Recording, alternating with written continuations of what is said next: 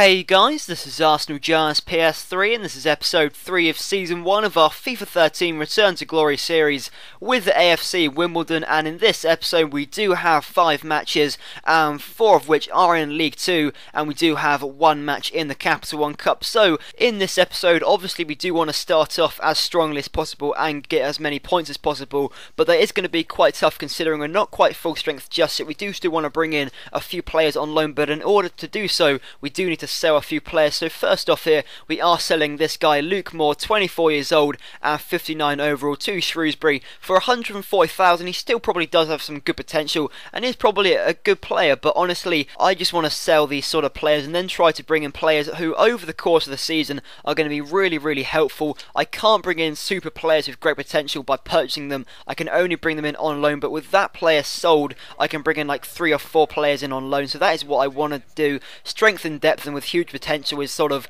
what I'm aiming at. So our first match of the episode is against Northampton, and obviously Northampton are a pretty alright side in League 2 and they do get off to a good start. They do go 1-0 ahead just before half time through Hughes. But one thing that I did notice about playing against these sort of teams, and was a prime example right there, was that usually, obviously it's going to be a huge contrast playing in League 2 and I've only really played in the Premier League, is that usually I try to play through the centre and the play is very narrow. I don't usually use the flanks too often, and what I really noticed was that it was really hard to play through the centre. A lot of the time the play was cramped, there wasn't a lot of room to manoeuvre. I sort of passed it around on the edge of the area a lot and I didn't really create a lot of chances, and that was really plain in this match. And a lot of the time the opposition, the AI, would just constantly run right down the flank, just cross it in, and I would concede a really simple, header, and it was really frustrating. I mean, this was a prime example right here, and I keep on saying that because it just keeps on happening. They had a single shot on target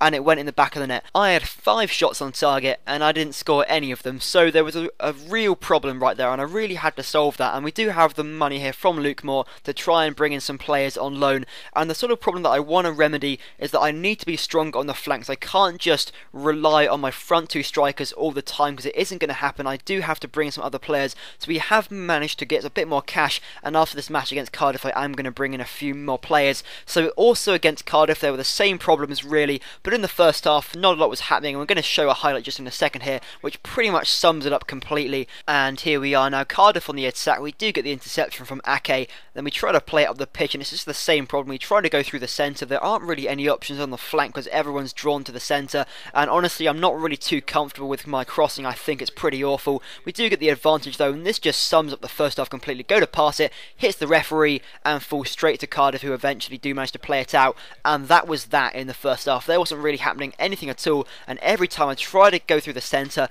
and the Cardiff defence just managed to stop it easily. But in the second half I thought, right, let's try address this issue. Let's try and play more on the flank, and Agella here does really well, passes it out wide to Long, plays it back inside to Agella, and then he lays off it to Harrison, who just sort of toe punts it, and it finds itself in the back of the net, and we have the lead just after half time. And just by using that width, just by sort of spreading the play a little bit more, really helped us out. And yet again here we're on the counter attack. Leconte has the ball, it plays on too Long, and yet again we've only really got a target man, and he plays it through to Lekion, I'm still not really sure how to pronounce that. He does have the shot, it's a good save by the keeper, but then it falls to him yet again on the rebound. Yeah, it was a bit lucky there, but still it's a good finish by him with the header. And just from sort of playing that width, just by sort of expressing ourselves a little bit more than just playing it through the centre, things changed so much, and sort of Cardiff tried to attack a little bit more, but they never really showed us much threat. And in the 90th minute they tried to win the header from the corner, but Ake does really well, then tries to go up the pitch, and I'm sorry, but every single time the goalkeeper is up the pitch you can never ever have a shot. I swear the AI does not let you ever have a shot. Yeah, Ake is not the quickest, he's not going to sort of sprint away from the defence there, but still you can never ever have a shot when the goalkeeper is out of position. But you know, it wasn't really that important. We do manage to win the match anyway, and Ajeti was man of the match with a 9.0 match rating, which is really impressive, and the defence as a whole was really impressive in that match. But now it's finally starting to bring in some players on loan. First off, this guy Nana Welbeck, who from now on I'm just going to call Welbeck just because it is easier. He's a very good player though, 64 overall and 17 years old. And also this guy Yassim Benzia. I can't bring him in just yet because I want to see out some more players,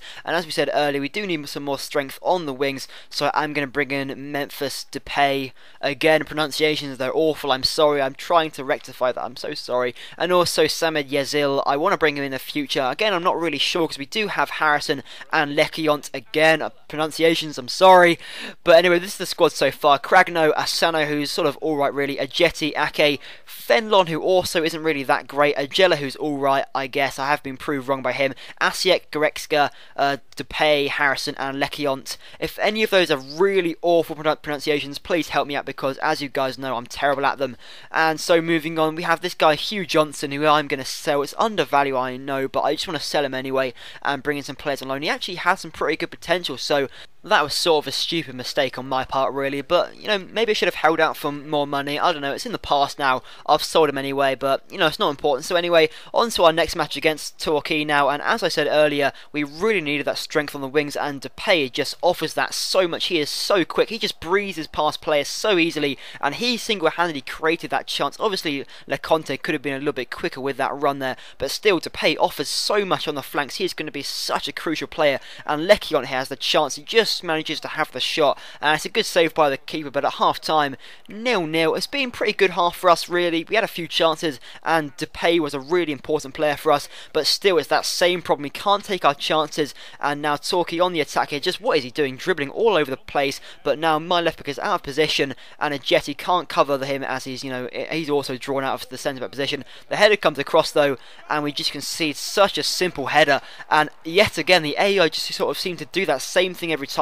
They attack down the flank, they really press you, then they cross in the ball, and it's just a simple header so many times, and we conceded another goal. And we had a few more chances here. Lekiont once again has the shot, and again it just goes wide of the post, and that was it. At full time we had a few more chances. Obviously I don't want to show you everything, and of course the man of the match was Ajeti, but simply enough we just couldn't take our chances, and when it came down to it, Torquay had a single chance, yet again exactly the same thing. One shot on target, they scored. 5 shots on target, we didn't score, and that's just the real problem we have to solve. That we have to be able to take our chances, and so we do have the money from Hugh Johnson here to bring in some players on loan. And yet again, obviously we are going to change our wage budget, so we do have 3,400, which is enough to bring in say 3 players, or say 2 players, which one of them is really quality, one is alright. So we are going to bring in Yassin Benzia, who is going to be a really important player if he is sort of going to intertwine with Harrison and Lekiont, as he is of course great potential, as all of them have,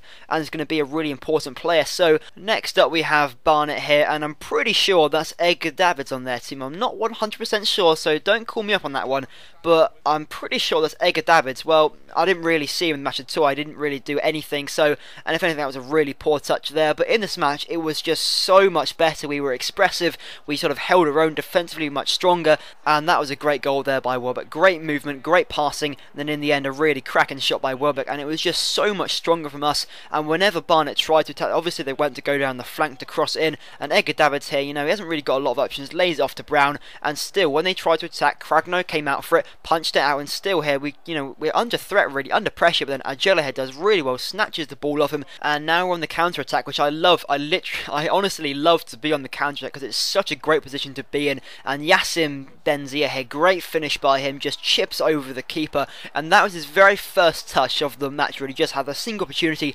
lobs the keeper, and that was just such a brilliant move right there. And at half time, 2-0 to us. Barnet they couldn't beat us at all. In terms of attacks, they were broken down constantly, and this was the only real chance they had. Cabot has to play it to Weston, and Oster, this is on the turn really. Defensively not brilliant, we maybe should have cut that out just before it got to Oster, and you know, Cragno maybe should have done a little bit more of that rather than just sort of flinging himself to the floor. And Barnet then got a little bit of confidence, but apart from that really, we were quite assured, we were quite strong, and Craglo here can just kick this one out for the full-time whistle, and that is that at full-time. 2-1 to us, and another really important 3 points, and the same can be said for us, really growing in confidence now, and things were really looking up now. Yassin Benzia with a 9.3 match rating, the man of the match performance from him, and things were actually looking pretty positive. So now we are going to be bringing in this bloke Grimaldo from the Barcelona B team, and he's going to replace the other bloke Fenlon, who is sort of alright, does have alright potential as well, but at 16 years old and already 66 overall, Grimaldo is some player. So we do also have an offer for Brian Harris from some French team. It's only 120 grand though, and you know, to be fair to Brian Harris, he's only 25 years old, but I'm going to reject it out of hand because simply it is not enough money to tempt me, and also he's only 25 years old. He does still have some growth in him, and he's in a very good run of form. So we're on to our last match now against Bristol Rovers, and once again really the first half can be summed up in one clip here. Yassine Benzi does really well here, overruns the ball though, and Bristol Rovers now counter-attack, and they try to get forward though, but Ake does really well, wins the ball, but then gets a bit unlucky, loses it behind him, and Bristol try to attack once again though, and still look at that, just perseverance for Asana there. He's kind of proved me a little bit wrong in these last few games, been really impressed with him, and at half time it was 0-0. That's literally it, nothing else happened. I was looking through it for ages, trying to find something at all, and that was it, and then this happens. This is just comical. There is no other word for it in terms of defence. Just after half time, literally just after it, and that is the worst way you can start a first half ever. Just, you know, players running into each other, then the centre back he got completely ran past, and it was just such a shocking performance there. But Harrison has the shot there. It's a good save with the keeper. We still have the ball, still keeping them under pressure, and Welbeck plays it back to Harrison once he's back on side, and Benzi has the shot. It falls up to Harrison, and we do get the equaliser just after. It's a little bit fortunate that it does fall to Harrison, and he is exactly the type of player that you want in that position. Yeah, he's not going to score a lot from just himself, but when you're hanging around in that position and you are a poacher, those are the kind of goals, because yeah, you could have some like star player who always gets in the right place, but if you're never in the right place and you have a lot of skills, then you're never going to score goals. If you're sort of an alright striker but you're always in the right place, you are always going to score goals, and that was a perfect example there by Goretzka. He's not a striker, but he was in the perfect place at the right time, and it's a really clinical finish by him. And then, you know, Bristol still keeping up the pressure, and that was a really on-edge moment there, just trying to clear the ball, and we just about managed to do it. And at full time now, 2-1 to us, and again another really significant 3 points there. He got a bit lucky, and Craiglow was the man of the match, but still, you know, we have the 3 points and we can still press on now. We had a really good performances all over the pitch really, especially in the centre of midfield. So now at the end of this episode, looking at the squad, Craiglow in goal, Asana at right back, Ajeti, Ake, Grimaldo, Agela, Asiek, Goretzka, Depay, Benzia and Lekionce, and I'm sure I pronounced all of those incorrectly. My God, I really need to learn how to pronounce them. I just, you know, what do I look at? What do I try and look at? I don't know really, but now having a look at the squad report just to see a few players' growth. Obviously it has only been about, what, 8 matches, including the pre-season friendly, so, you know, obviously we can't expect too much growth from them just yet. A few players have actually increased a little bit, and that's quite good to see, but you can't expect that much of them. It has only been around 7 to 8 matches, so far it's pretty good. A few players progressing alright, and players in a pretty good run of form. It's always good to see that, and, you know, we'll carry on through the season. I'll keep on updating you at the end of every episode. So now looking at the table just at the end here, we are in 12th place, considering we had that awful start to the season where we lost 2 matches in a row, but now we are slowly climbing right back up the table, and hopefully we can press on and continue our support up there. So now we have goal of the episode, and for those of you who aren't sure what this is, basically I show you 2 or more goals from the episode, and you guys have to vote for which one was goal of the episode. Very, very simple. First off was the Yassine Benzia lob, and next off here we have the Goretzka finish against Bristol. So please leave a comment on which one you think should be goal of the episode, and I will tell you guys at the start of next episode which one was goal of the episode. So thank you very much guys for watching. I hope you enjoyed this video, and if you did, if you could leave a thumbs up, that would be greatly appreciated, and all that good stuff. So thank you very much guys for watching, and peace out.